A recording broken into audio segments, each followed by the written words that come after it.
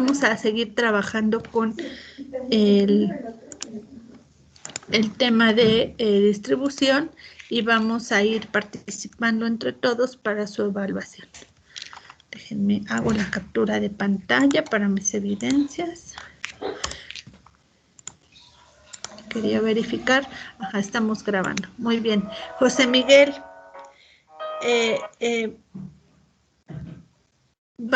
te tomo lista también. Permítame.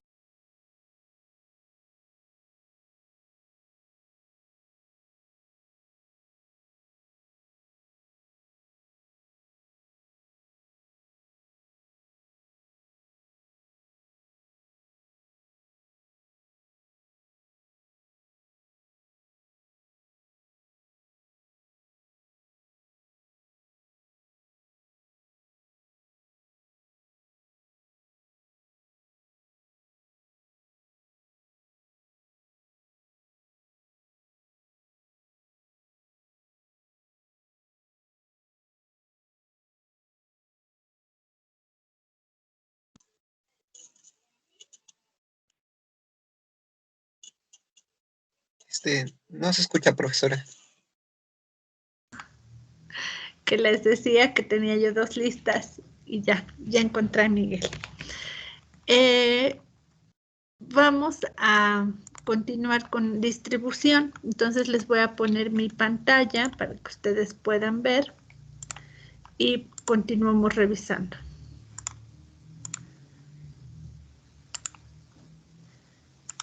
Ya la ven, ¿verdad?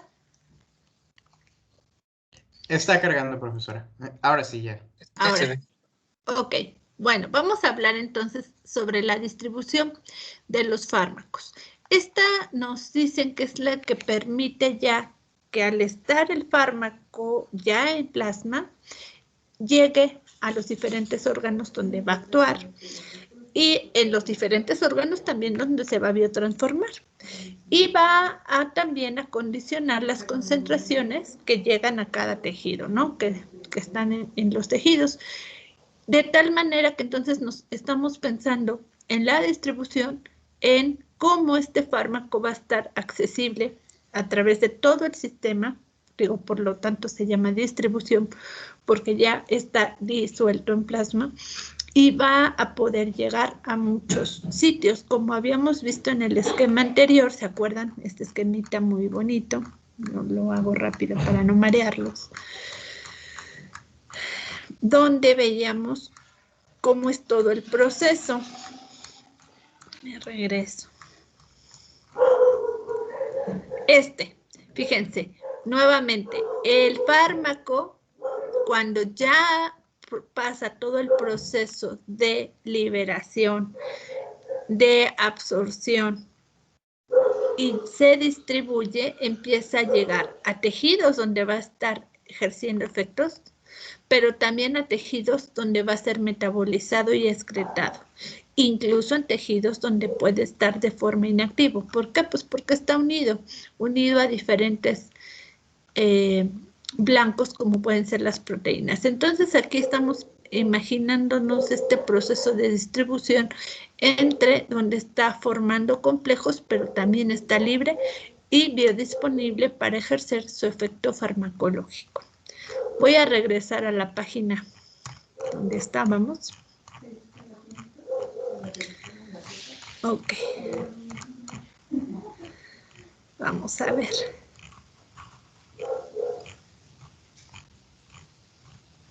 Aquí está. Entonces, fíjense, tiene especial importancia en la elección del fármaco más adecuado para tratar aquí enfermedades localizadas en áreas especiales como el caso del sistema nervioso central y la valoración del riesgo de los fármacos durante el embarazo y la lactancia. ¿Por qué? Porque nosotros, si conocemos cómo se distribuyen los fármacos a través del organismo, podremos saber que si este fármaco es muy liposoluble y, por ejemplo, puede atravesar barreras, como pueden ser la barrera hematoencefálica, y llegar al cerebro, o no. O si el fármaco es capaz de ser secretado en la leche, puede, por supuesto, cruzar la barrera placentaria, entre otras cosas. Entonces, eso es muy importante para la distribución. Y dentro de esa distribución, también les decía, están formando complejos. Por eso es que vamos a ver estas tablas donde vemos cómo muchos fármacos, atenolol, digoxina, procainamida, gentamicina, penicilina, G, teofilina, entre otros más, se unen fuertemente a proteínas. ¿Sí? Entonces, si se unen a las proteínas plasmáticas, ¿qué quiere decir?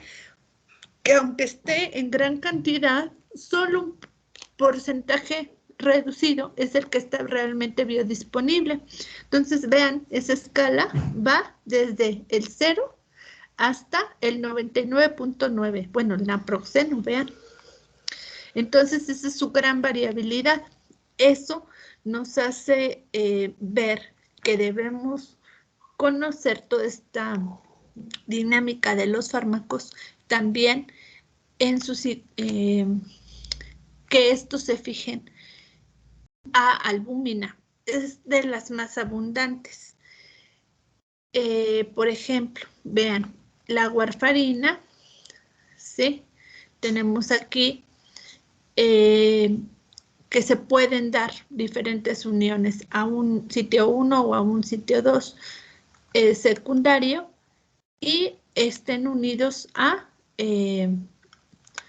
estas proteínas, como es la albúmina en especial. Es decir, que el acetocumarol se une al sitio 1, el ácido clorfíbrico al sitio 2, y así, según el listado, están clasificados estos fármacos, porque incluso pudiesen, fíjense, el flurbiprofeno, tener unión al sitio 1 y al sitio 2 de la misma proteína, ¿sí?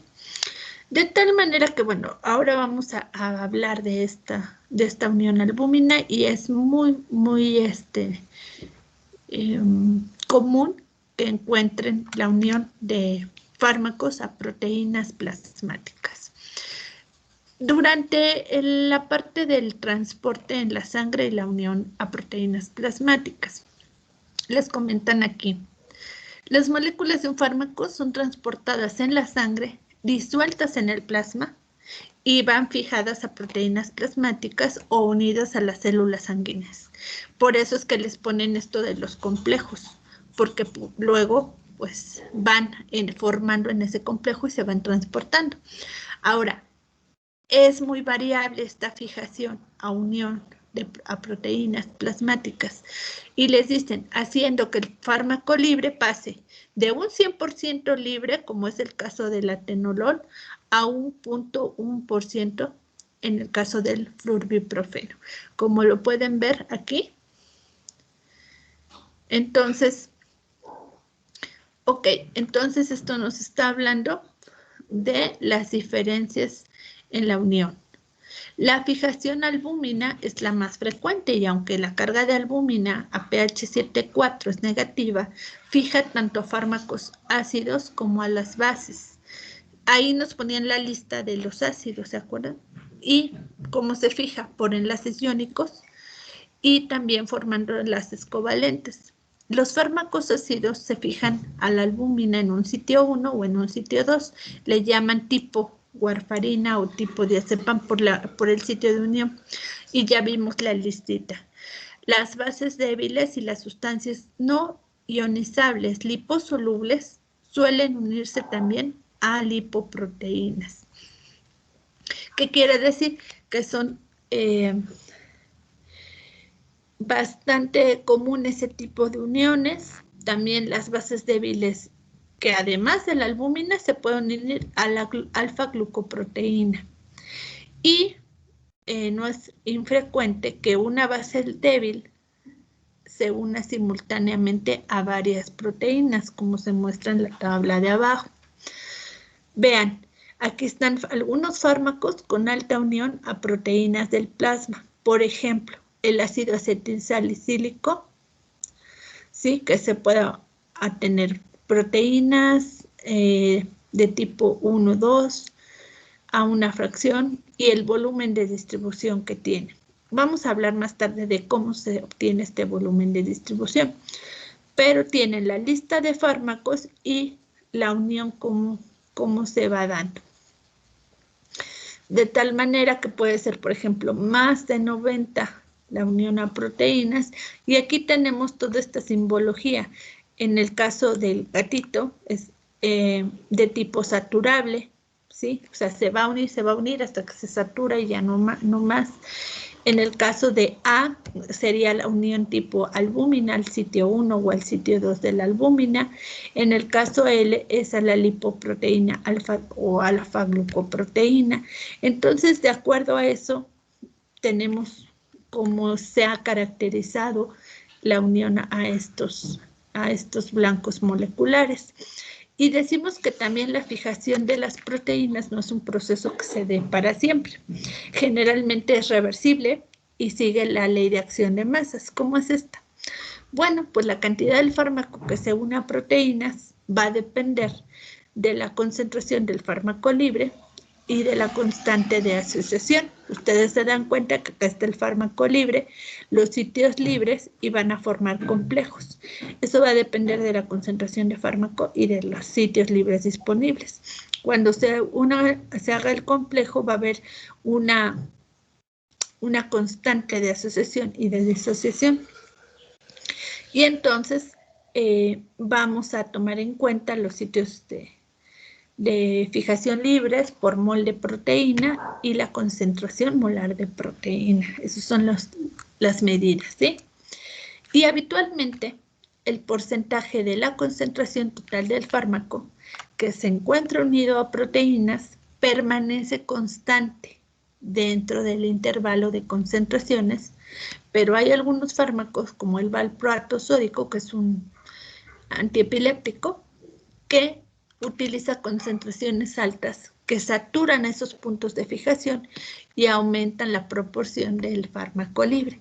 Entonces, ahí va a haber variables. Cada fármaco tiene su propio comportamiento y les digo, ya se han caracterizado cómo se lleva a cabo esta preferencia, qué tipo de uniones covalentes o no covalentes. Generalmente son no covalentes porque les digo, son reversibles. Pero si hubiera no directamente con la albúmina, pero sí con otras proteínas, se van caracterizando.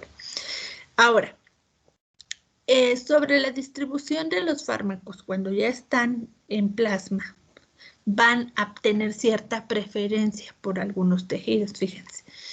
El fármaco disuelto en sangre pasa de los capilares a los tejidos siempre en favor del gradiente de concentración. Este paso de gradiente de las características del fármaco va a depender del tamaño de molécula, de la liposolubilidad y del grado de ionización.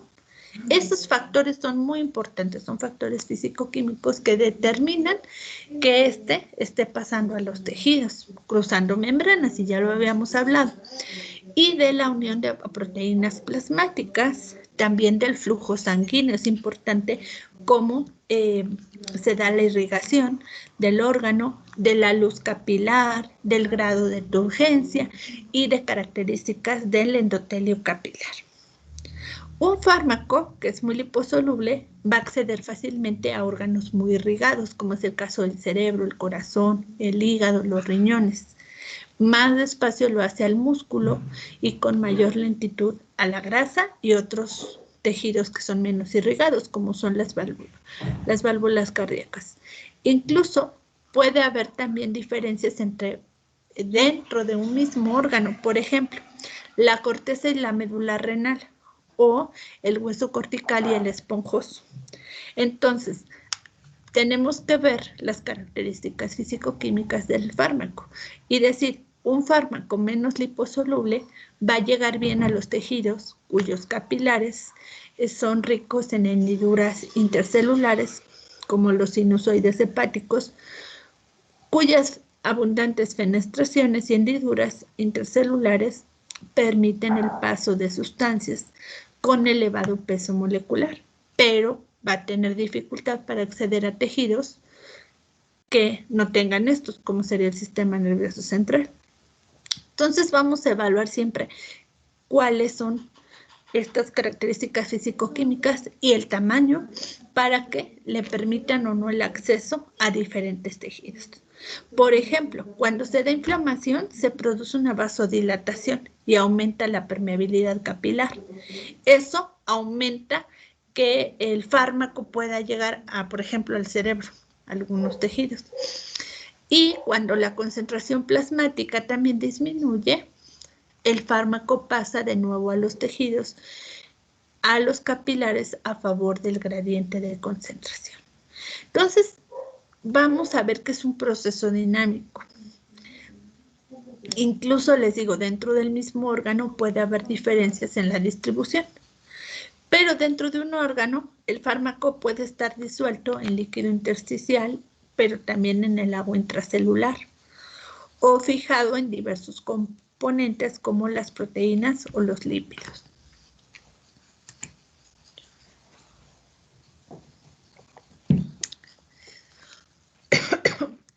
La forma del fármaco que accede al líquido intersticial del tejido celular subcutáneo, a las cavidades peritoneales, pleurales y articulares, a los alvéolos y bronquiolos, va a ser de forma libre, pero va a depender de la variación en la que se unan las proteínas.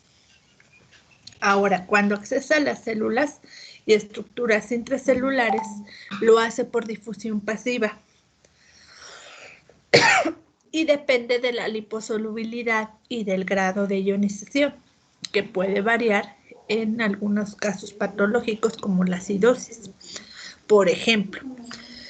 Y les ponen aquí, la mayoría de los fármacos van a tener la capacidad de fijarse a determinados tejidos en los que alcanza concentraciones más altas que en el resto del organismo, incluso aunque estén poco irrigados, como sucede como hay fármacos que son muy afines a la grasa y ahí se acumulan. Por ejemplo, las tetraciclinas en el hueso o criseofulvina en la piel. La fijación intensa a ciertos tejidos puede reducir la concentración del fármaco en lugar de la acción. Bueno, en su lugar de acción. Y entonces la acción anestésica del tiopental termina cuando el fármaco ya no está en el sistema nervioso central para pasar al músculo y a la grasa. Es decir, depende del sitio de acción también que se siga ejerciendo o no. Y pues posteriormente en diferentes sitios se va a metabolizar y se va a eliminar.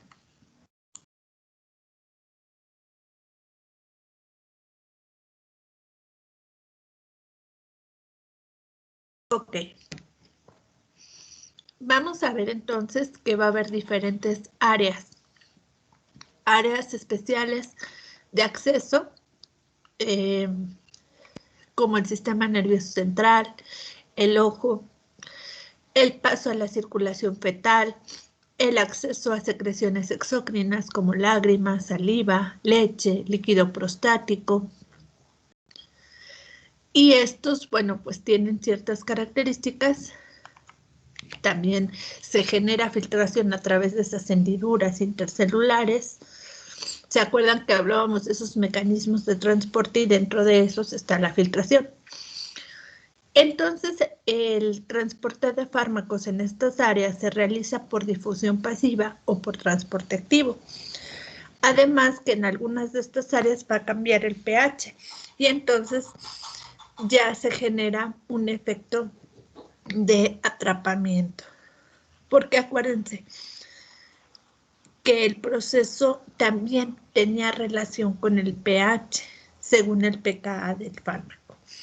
Ahora, cuando estamos pensando en la barrera hematoencefálica, hay que pensar cómo es esta barrera.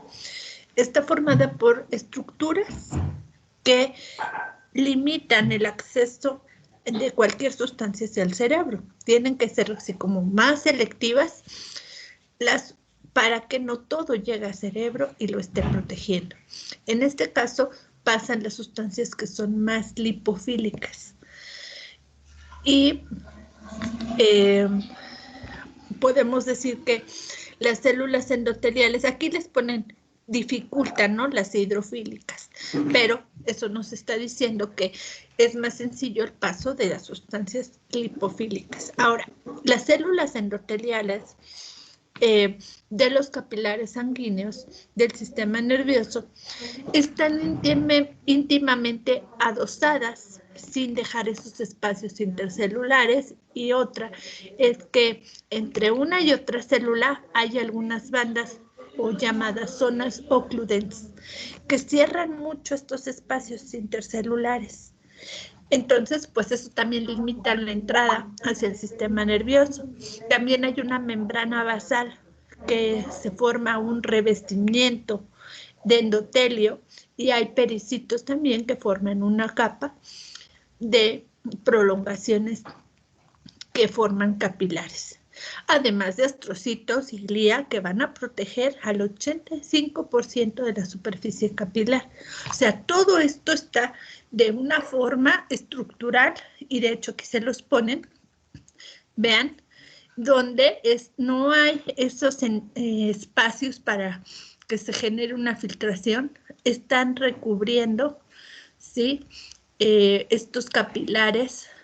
Y vean, tenemos glía, neuronas, aquí el líquido cefalorraquídeo, cómo se va dando, y hay un intercambio entre la sangre y el líquido cefalorraquídeo. Pero el acceso a este sistema, que es el sistema nervioso central, es muy selectivo por todos estos factores, de células endoteliales, de células gliales, de pericitos, etcétera, ¿sí?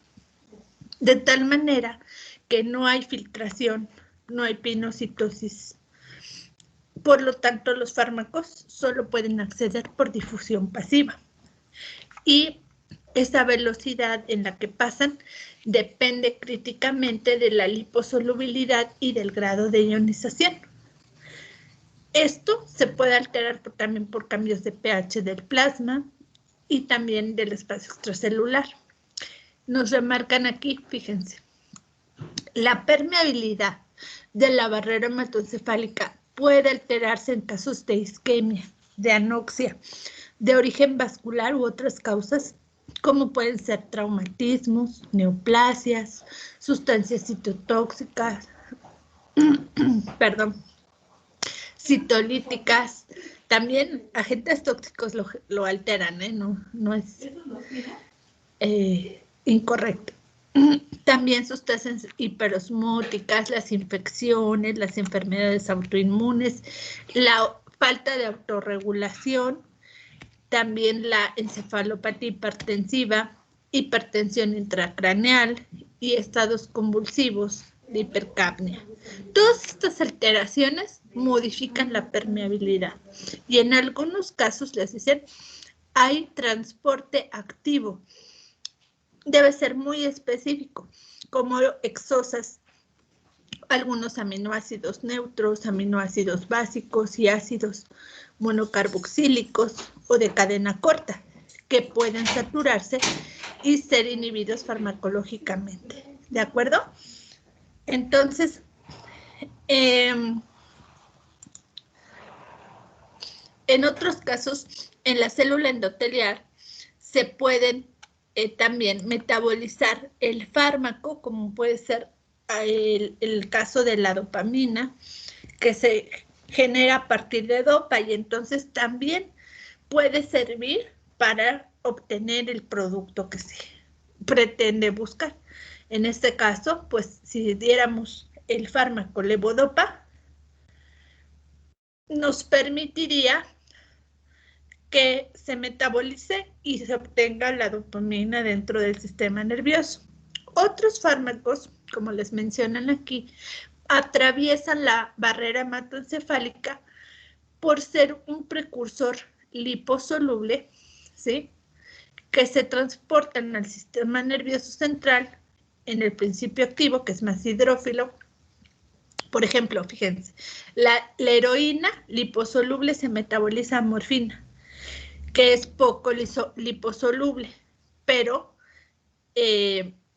vean que al entrar de la forma más liposoluble, pues ejerce una mejor, pues tienen un mejor acceso.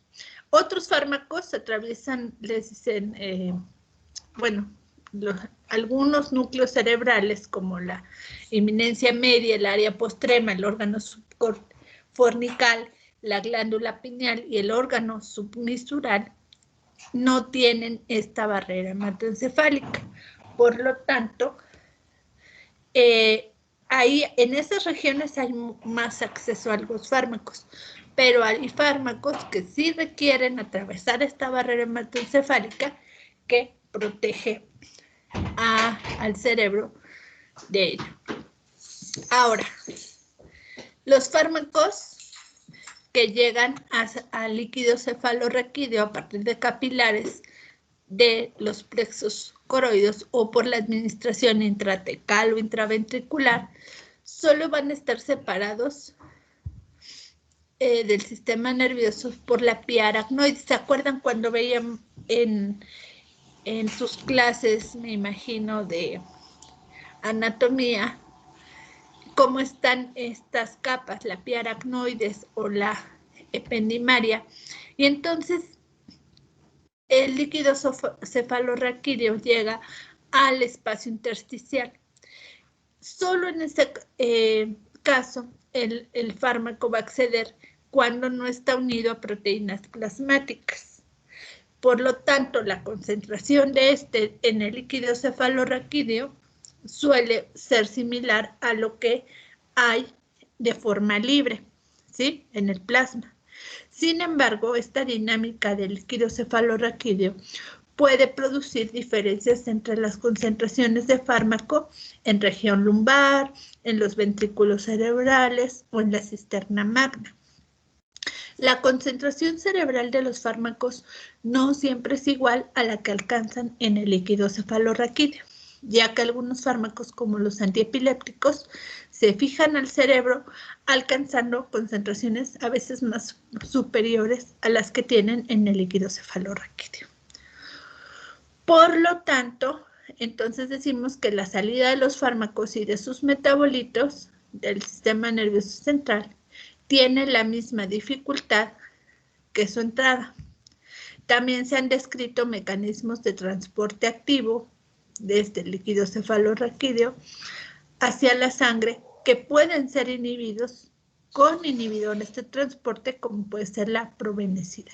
Finalmente estamos viendo que de acuerdo a las características físico-químicas, estos pueden o no pueden acceder a estas regiones que son irrigadas por el líquido cefalorraquídeo. La otra barrera es la placentaria, fíjense. Esta separa y une a la madre con el feto. Para atravesarla, los fármacos y sus metabolitos tienen que salir de los capilares maternos, atravesar una capa de células trofoblásticas y mesenquimáticas y entrar a los capilares fetales. ¿Qué sucede? Pues durante el embarazo, por eso debe ser muy regulado la cantidad de fármaco y con supervisión médica, por supuesto también con asesoría del farmacéutico, para decidir si no afecta al feto que se esté consumiendo el fármaco y por supuesto que no le cause efectos teratogénicos. Los fármacos van a pasar también por difusión pasiva y su velocidad de paso, como les ponen aquí, depende del gradiente de concentración, de la liposolubilidad, del grado de ionización y del pH de la sangre de la madre y del feto.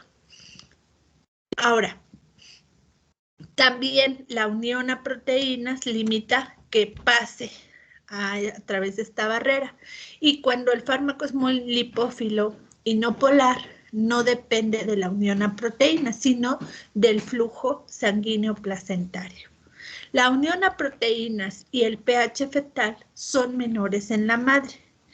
Por eso es que también debemos considerar que durante el embarazo la farmacocinética de diferentes fármacos puede ser diferente. La placenta también tiene enzimas que pueden metabolizar fármacos y los metabolitos pasan de la madre al feto. y si son metabolitos activos, pues también ahí tenemos problemas. Y viceversa, también del feto pueden regresar a la madre.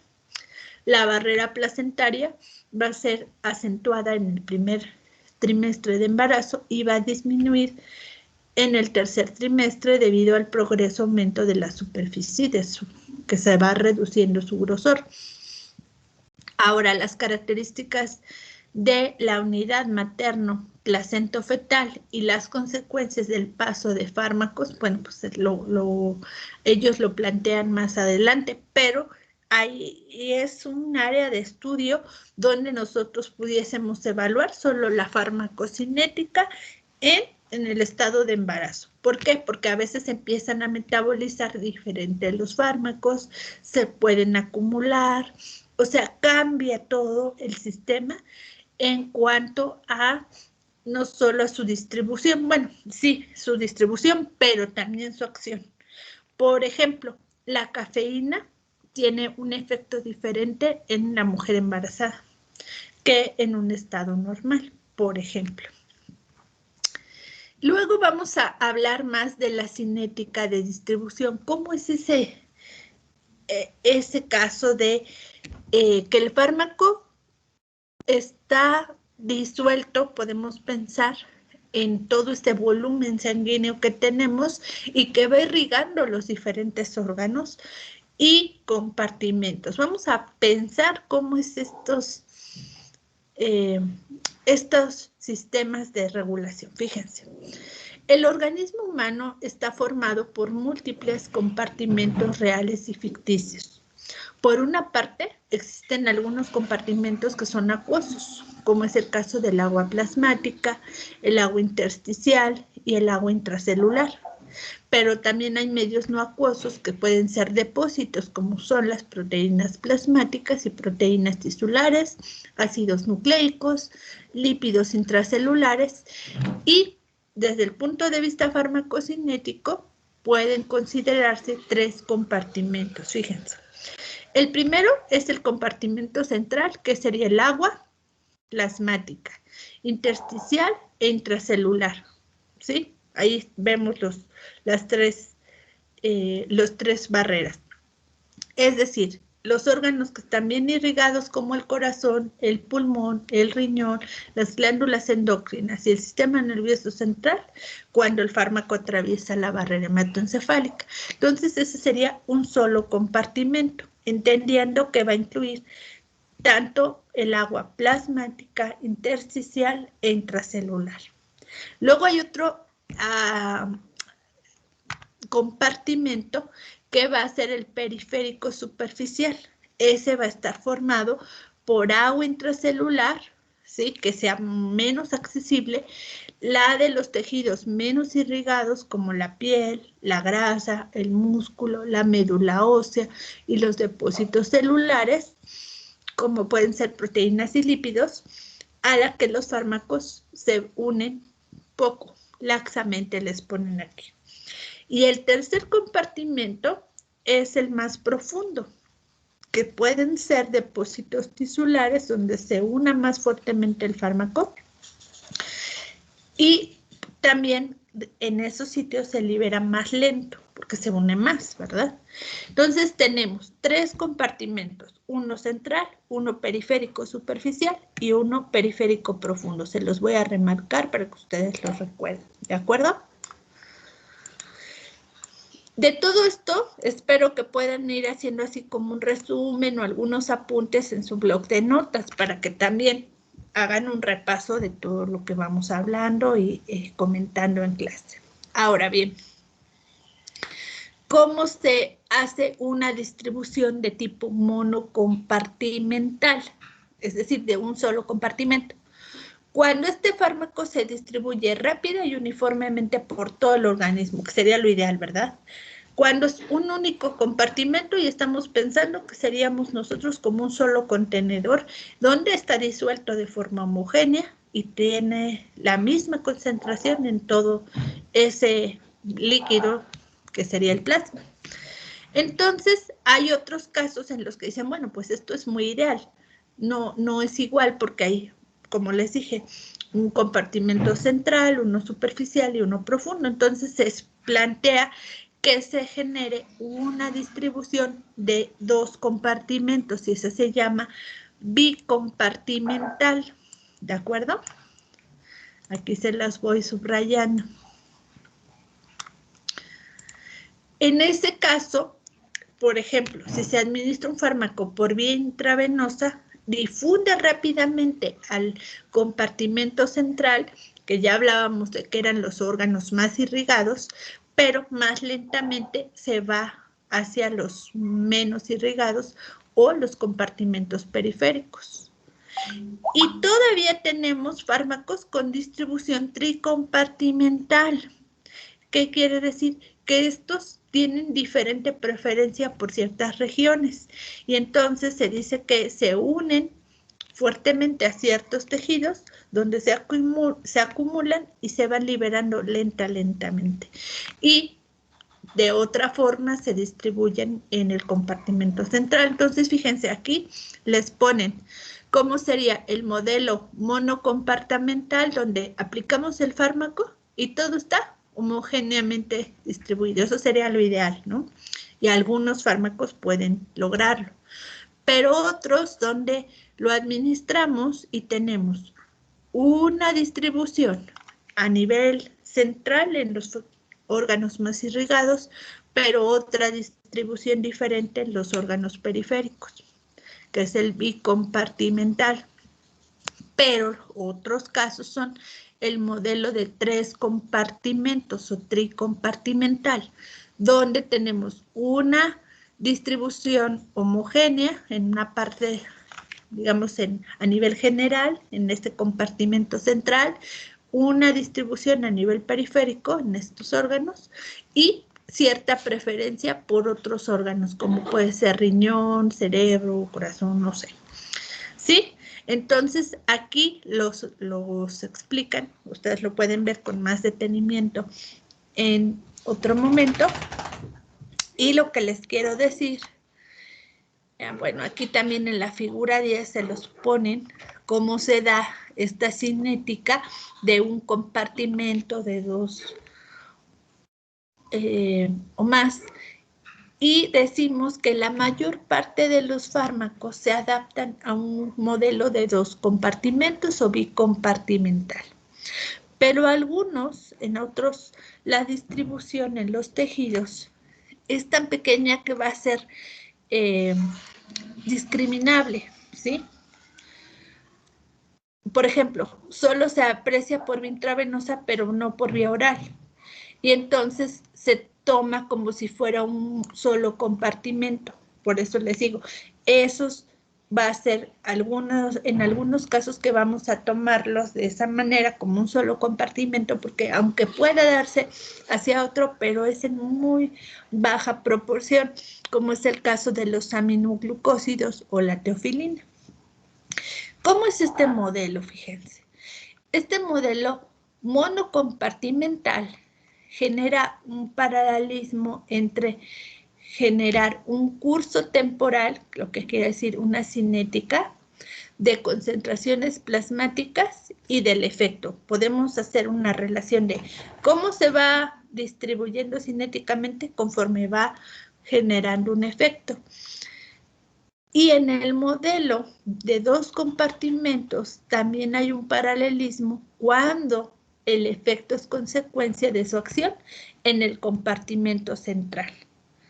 Pero cuando se produce en el compartimento periférico, ahí pues hay disociación entre altas concentraciones plasmáticas iniciales y bajas concentraciones tisulares. Entonces, ¿qué quiere decir? Que cuando la acción del fármaco dependa de cómo se está dando su distribución en el compartimento central, se analiza de una manera, y cuando se da la distribución en los compartimentos periféricos, se analiza de otra. En caso de que sea una distribución en 3 compartimentos, se ve cuando el efecto tiene lugar en el compartimento periférico profundo, el efecto máximo tarda en aparecer y desaparece bien más de lo que se indica en las concentraciones plasmáticas. De tal manera que son 3 casos diferentes, lo que debemos de conocer y que son cada uno de los que podemos utilizar para analizar cómo se comporta este fármaco dentro del organismo, ¿sí? Entonces, ¿cómo lo vamos a analizar? Pues nosotros vamos a ocupar lo que se llama volumen aparente de distribución. ¿Cómo podemos entender ese volumen aparente de distribución?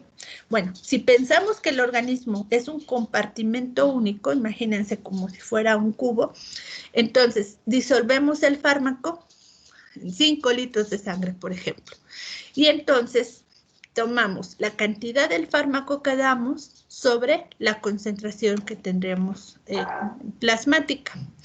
Y entonces, eso sería para todo el organismo. Pero en realidad, el fármaco que hay en el organismo no solo está disuelto en agua, sino que puede también estar unido a proteínas plasmáticas y a otros tejidos. Por lo tanto, les dicen, el volumen de distribución no es un volumen real, sino es como algo aparente, como algo que proponemos de cómo podría estar disuelto en el organismo a cierta concentración plasmática.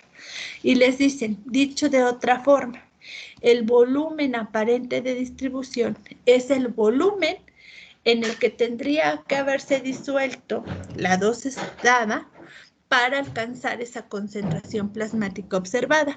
Ahí lo estamos viendo de otra manera.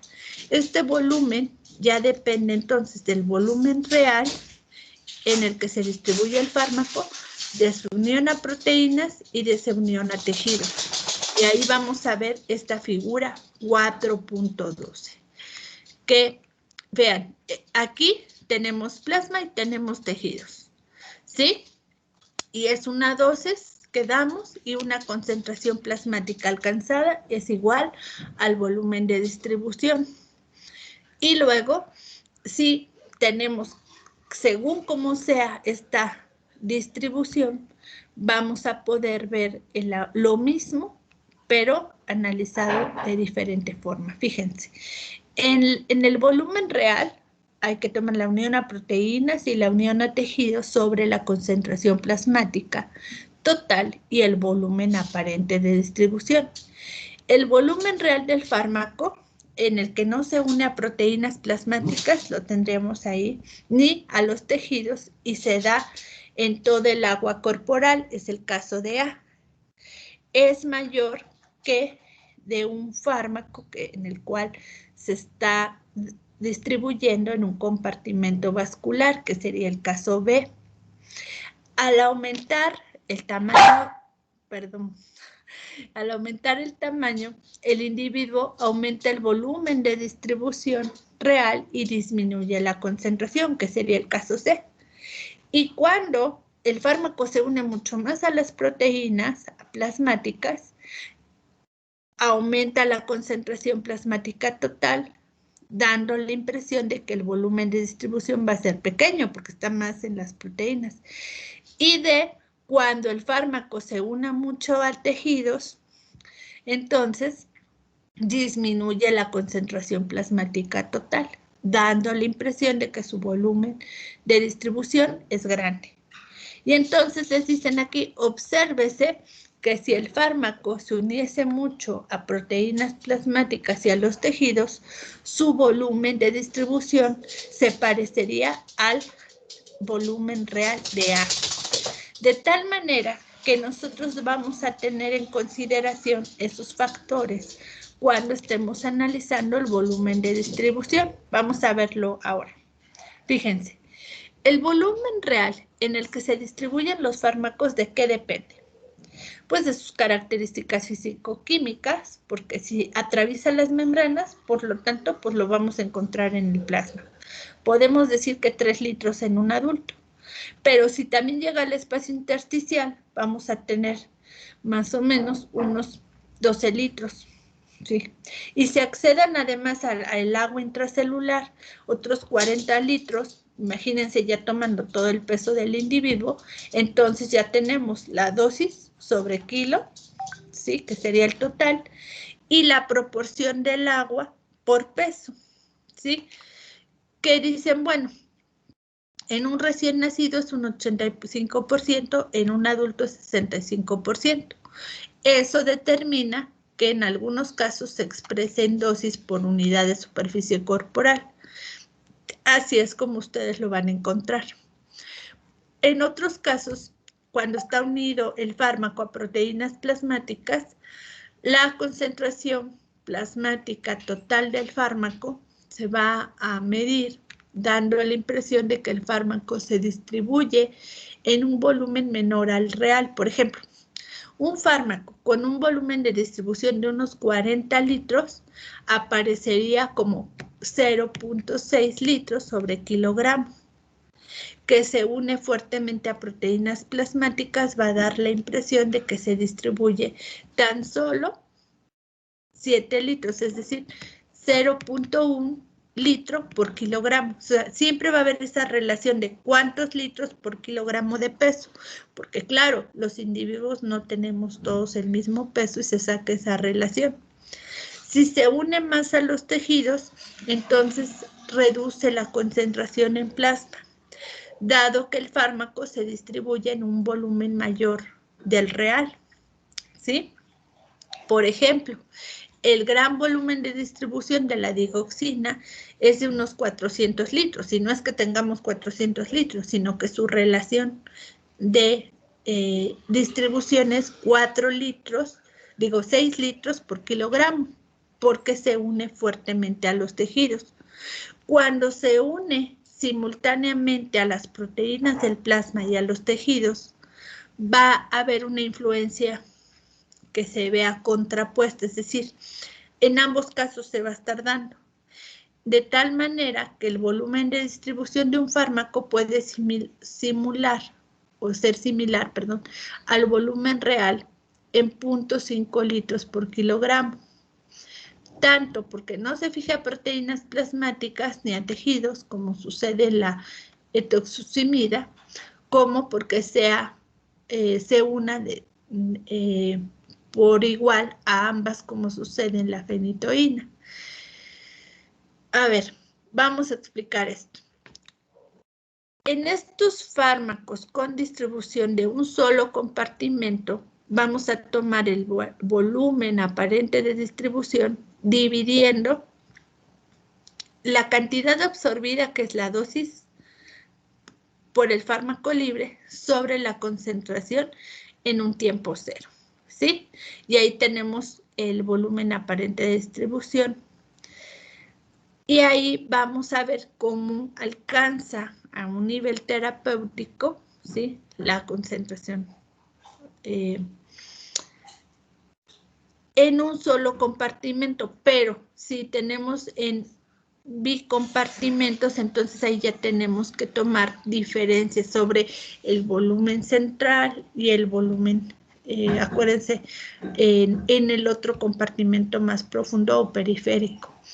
Aquí ya les especifican más detalles sobre esas fracciones sanguíneas, ya sea la fracción libre sanguínea o la tisular, y cómo se va a considerar incluso el aclaramiento, que acuérdense que se refiere a la eliminación e incluso al área bajo la curva, ¿sí? Que se refiere a cómo se va dando esta cinética de distribución, ¿sí? Ahora, ¿qué vamos a encontrar? Que si bien estamos pensando que el fármaco va a distribuirse homogéneamente, es cuánto se requiere en volumen para que esto se lleve a cabo, aunque no tengamos esos volúmenes, sino solo es una relación de volumen sobre el peso y en relación a la dosis y a la concentración dada, pero por supuesto, les digo, esto es un poco más detallado según si es de un compartimento, de 2 o de 3. Eso ustedes lo van a estudiar con mucho más profundidad en biofarmacia. Ahorita solo es entender qué es la distribución, que existen formas de estudiarla, ya sea en 1, 2 o 3 compartimentos, y a qué se refiere. ¿Sí? ¿Hasta ahí vamos bien? Sí, profesora. Sí, Ok. profesora. Bueno, me dicen si voy rápido, si tienen dudas, si nos detenemos un momento, porque sí he estado continuamente explicando esto. ¿Todo bien? Sí, profe. Sí. Sí, Ok. profesora. Vamos a ver los factores que alteran la distribución. A ver, ayúdenme un poquito para que no se me acabe la voz. A ver, Yolanda. Sí. Aquí. Los factores que alteran el volumen de distribución influyen sobre la concentración máxima que se alcanza tras una dosis única o una dosis inicial, por lo que se deberá aumentarse esta cuando haya factores que aumenten el volumen de distribución y reducirla cuando lo disminuyan. Por el contrario, los cambios en el volumen de distribución no afectan el nivel estable que se alcanza tras dosis múltiples, ni por lo tanto las dosis de mantenimiento. Per capítulo 6, los factores que alteran el volumen de distribución pueden ser fisiológicos, patológicos, iatrógenos. Ok, entonces queda claro que estos cambios van a hacer que se modifique el volumen de distribución, pero no afectan cómo cómo el fármaco alcanza llega a una dosis estable, ¿verdad? O cuando se está administrando de forma repetida.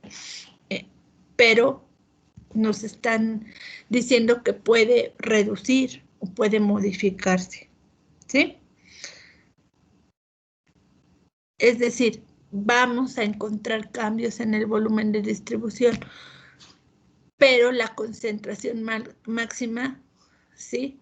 Pudiese variar, pero se sigue dando o se puede mantener el efecto que se está logrando con el fármaco. ¿Me explico?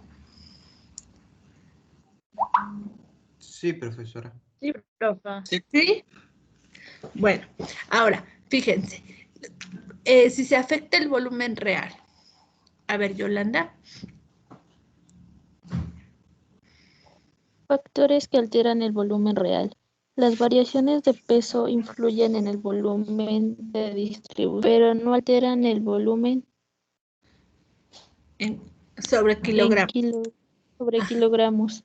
Los edemas y los derrames pleurales y ascíticos aumentan el volumen de distribución de los fármacos hidrosolubles y reducen el de los liposolubles. Se Por dan el cuenta que contrario, es porque al modificarse el volumen, porque si ganamos agua, ¿sí? Si el fármaco fuera hidrosoluble, ahí afecta en cómo se disuelve. Pero si el fármaco es liposoluble, no le afecta, porque aunque ganemos agua, no se distribuye en el agua, ¿sí? ¿Están de acuerdo? Sí, profe. Ok, sí, profe. a ver, continúa. Por el contrario, la obesidad reduce el volumen de distribución de los fármacos hidrosolubles y aumenta el de los liposolubles. La insuficiencia cardíaca reduce el fármaco que llega a los tejidos y por el contrario, el volumen de distribución de los fármacos, tanto hidrosolubles como liposolubles. La acidosis aumenta el acceso al sistema nervioso central y al interior de las células de los ácidos débiles, lo que aumenta su volumen de distribución y reduce el de las bases débiles. Diversas circunstancias patológicas pueden alterar el acceso de los fármacos a áreas concretas, como sucede cuando hay inflamación de las meninges en un absceso en la Artrosis, artrosis u osteomielitis, osteomielitis y en la enfermedad renal. Ok, entonces se dan cuenta que depende mucho de la naturaleza del fármaco, cómo algún fenómeno va a afectar su volumen de distribución. Si se afecta, por ejemplo, la obesidad, va a afectar si el fármaco es liposoluble, porque ganamos grasa, ¿sí? La acidosis, según el fármaco y su naturaleza, si es un ácido débil o una base débil, le va a afectar o no, ¿sí? Si es, la acidosis aumenta el acceso de los que son ácidos débiles, ¿sí? Y viceversa. Si fuera alcalosis, aumentaría el acceso de las bases débiles. ¿De acuerdo? Gracias, Yolanda. A ver, ahora, Brian, ¿nos puedes ayudar? Sí, profesora. Factores que alteran la unión a proteínas plasmáticas. Aquí. Sí. Factores que alteran la unión a las proteínas plasmáticas. Diversos factores fisiológicos, recién nacido o anciano, recién nacido o anciano, patológicos, hipoalbuminemia o hiperbilirrubinemia, y numerosas interacciones pueden alterar la unión de los fármacos a las proteínas del plasma, pero no todos afectan por igual las diversas proteínas. Por ejemplo, en la uremia suele estar reducida la albúmina, pero puede estar aumentada la alfa-glucoproteína. Además, puede estar alterada la capacidad funcional de la proteína, como sucede en la uremia, en la que disminuye la capacidad de la albúmina para fijar los fármacos. Para que la influencia de estos factores sea relevante, se precisa que... Perdón. Acá. Uno. Sí. 1. El factor afecte a la proteína a la que se fija el fármaco. Por ejemplo, en la uremia está reducida la unión de los fármacos que se fijan a la albúmina, pero no la de los fármacos que se fijan a la alfa-glucoproteína. 2. Okay. El factor afecte el mismo lugar de fijación. Por ejemplo, el valproato desplaza la fenitoína porque ambos se unen al sitio 1, pero no al diazepam porque se une al sitio 2. Cuando dos fármacos se fijan al mismo lugar de la albúmina, se comportará como desplazante, no el que tenga mayor afinidad, sino el que tenga mayor producto de concentración, libre por la afinidad. Por ello, suelen comportarse como desplazantes los fármacos, como el ácido valproico o la fenilbutazona, cuya unión a la albúmina se satura a dosis terapéuticas, mientras que son desplazadas la warfarina o la fenitoína, cuyas concentraciones habituales están muy lejos de la saturación. También explica por qué las sulfamidas con baja afinidad desplazan a la bilirrubina con alta afinidad por el sitio 1 de la albúmina. Ok. 3. No. Ahí está. Sí, ahí. 3. Que la unión del fármaco a las proteínas plasmáticas sea mayor del 80%.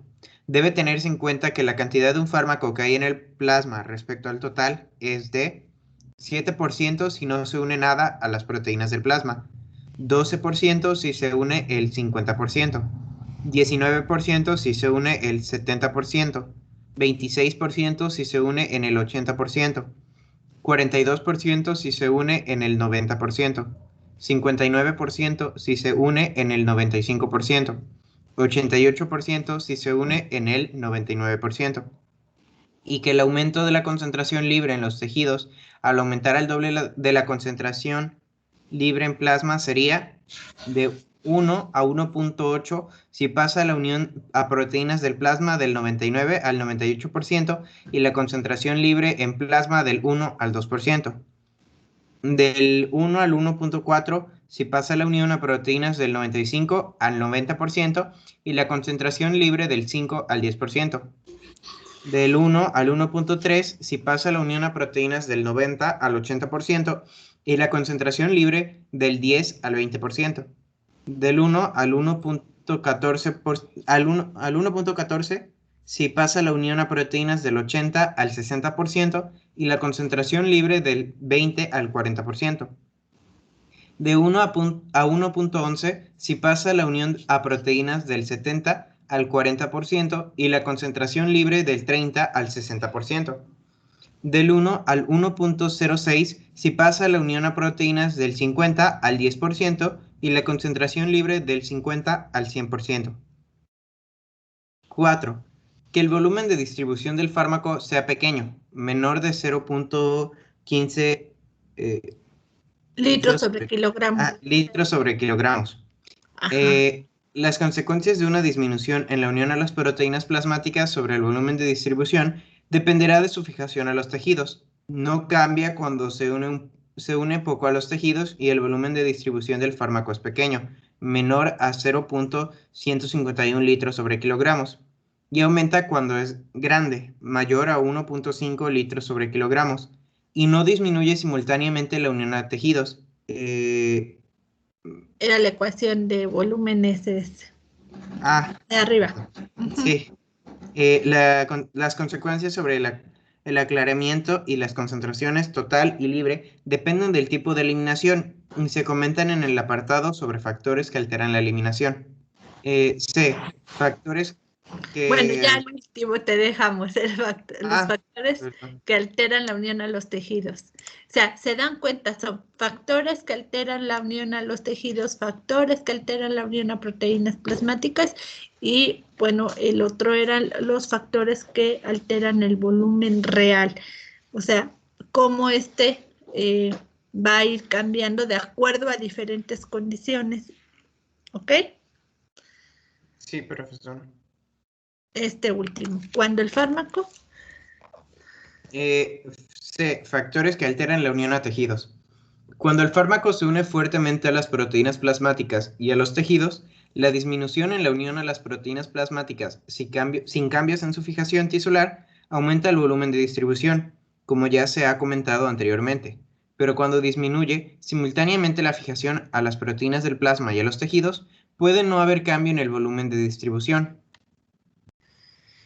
Ok, entonces vean, ahí va a variar el fármaco en la unión a proteínas y a tejidos. Si se da cambios en la unión a la proteína plasmática sin cambio en la fijación, ¿sí? Aumenta el volumen de distribución. Pero si disminuye la fijación a las proteínas y a los tejidos, podría no haber cambios en el volumen de distribución. Básicamente es lo que nos quieren decir. Quisiera ahora que vean esta otra tabla. Los factores fisiológicos y patológicos que alteran las proteínas plasmáticas. Fíjense, por ejemplo, en el caso de la albúmina, cuando si disminuyen abscesos hepáticos, ¿sí? La cirrosis hepática, la cirugía, la edad, por ejemplo, del neonato o anciano, altera y en este caso disminuye con la edad, ya sea muy temprana edad o la edad senil. El embarazo también disminuye la fijación a la albúmina. Enfermedades gastrointestinales, fibrosis quística, histoplasmosis, insuficiencia renal, lepra, malnutrición, mieloma múltiple, neoplasias, neumonía bacteriana, pancreatitis aguda, quemadura, síndrome nefrótico y traumatismo. Por lo tanto, va a modificar el volumen de distribución y que aumentaría la unión a proteínas plasmáticas. Ejercicio, enfermedades neurológicas, bueno, aquí lo ponen todavía ahí en interrogante, tal vez ya haya algo más sobre algunas enfermedades, la esquizofrenia, el hipotiroidismo, la neurosis, la paranoia, la psicosis y tumores benignos. Qué curioso, ¿no? Que estas enfermedades puedan estar afectando en cómo los fármacos se comportan y se distribuyen en nuestro organismo. ¿Lo habían pensado así o no? ¿Qué dicen? No, profe. No. ¿No? Pues no, es un factor externo, como estamos viendo, pero está modificando la unión de la albúmina a los fármacos. Entonces, o la preferencia que tengan estos a ejercer uniones, ya sea que la disminuyan o que la aumenten. Y todo esto nos hace ver que es todo un proceso, les digo, donde se va fijando el fármaco o a la albúmina o a los tejidos. Y una fracción va a estar libre. Esa fracción libre es la biodisponible. Y que esto es un proceso dinámico. En la medida de que estén libres las proteínas, se podrán fijar, pero si hay más fármacos que empiezan a desplazar estas uniones, como les han comentado en este texto, pues también se va a modificar la forma en que un mismo fármaco se comporte en su distribución. Y también, si, por ejemplo, personas que consumen algún fármaco y lo tienen acumulado en grasa y tienen una rápida baja de peso, también se modifica pues la concentración del fármaco disponible, pero también modificamos el volumen de distribución. Esto es una forma de analizar cómo estaría el fármaco en nuestro sistema, pero les digo, son modelos, no es algo que pueda ser muy preciso. Sacamos nosotros como farmacéuticos, como farmacólogos, diferentes propuestas de cómo se daría ese comportamiento en el organismo. Pero por supuesto que eso, les digo, varía con la edad, varía según nuestro metabolismo, factores patológicos, como hemos dicho, entre otros, incluso hasta la dieta pudiese modificar algunos comportamientos. Entonces es un proceso bastante más complejo, pero en general quisiera que lo vean ustedes y digan, bueno, ¿cuáles son los factores que van a modificar mi distribución de un fármaco? Y ya claro, cuando tengamos un fármaco en particular y nos metamos a analizar ese fármaco, pues podremos ver, de acuerdo a sus características, de acuerdo a su pKa, si es liposoluble, no liposoluble, ácido, base, débil, etcétera, ¿sí? Ahí podemos como que ir afinando todo esto. Entonces, mi comentario es, ¿hasta aquí queda claro esto del volumen de distribución? Sí, profesora. ¿De acuerdo? A Sí, ver, profesora. Diana, Edwin, Ana, Brian, Sí, profa. Sí, profesora. Yolanda. A lo mejor fue un poco rápido en esto, pero no lo sé.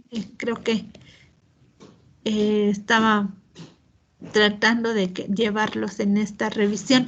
Es muy completo, como ven este texto. Entonces, lo que yo les pediría es que trabajen ahora en hacer un resumen de esto, de la distribución, y ponerlo en sus actividades, en sus tareas, para que lo repasen un poco y mañana comentemos un poco más de esto de la distribución. Y lo vamos integrando, ¿no? A todo el proceso, desde la absorción. Como se dan cuenta, los procesos de transporte son continuos. No paran porque ya se absorbió, ya no. Sigue el fármaco atravesando barreras y sigue yendo a diferentes sitios según lo va llevando, ¿no? La distribución, o sea, según la irrigación y otros factores van ayudando a que se vaya dando todo este proceso, pero a la vez está dando el metabolismo y a la vez está dando la eliminación. Y bueno, espero que esto les haya situado más en el contexto y en el tema, y mañana lo reforzamos con otros ejercicios. Y pues si no hay más dudas, comentarios, inquietudes. Profa, el texto es el que dice absorción, distribución y eliminación. Ajá, es ese. Sí, precisamente. Entonces, le hacemos un resumen y lo metemos al blog de notas, ¿no? En su blog de notas empiezan a trabajar ahorita, tienen un ratito en el que les queda todavía y pueden meterlo en el blog de notas de tal manera que puedan reforzarlo. Y claro, ahorita yo los fui llevando, pero la idea es que ustedes también lo razonen, lo revisen y veamos mañana otros ejercicios para que quede muy bien el tema. ¿De acuerdo? Sí, profesora. Sí, profesora. ¿Sí? Sí, profesor. Yolanda, Sí, profe. Sí, Ana, Diana, Sí, ¿todo profe. claro? Sí, profe, todo claro. Entonces todavía vamos a trabajar en ese resumen un ratito, ¿ok? Sí, profe, está bien. Bueno, pues espero que tengan muy buena tarde, ya casi noche, ¿verdad? Y el día de mañana continuamos. Sí, profe, hasta mañana. sí, profe, hasta Hasta mañana. mañana. Sí, profesora, Igualmente. gracias. Revisen por Mañana. favor el Buenas texto. noches. Ok, buena noche a todos. Igualmente, profesora, gracias. Profesora.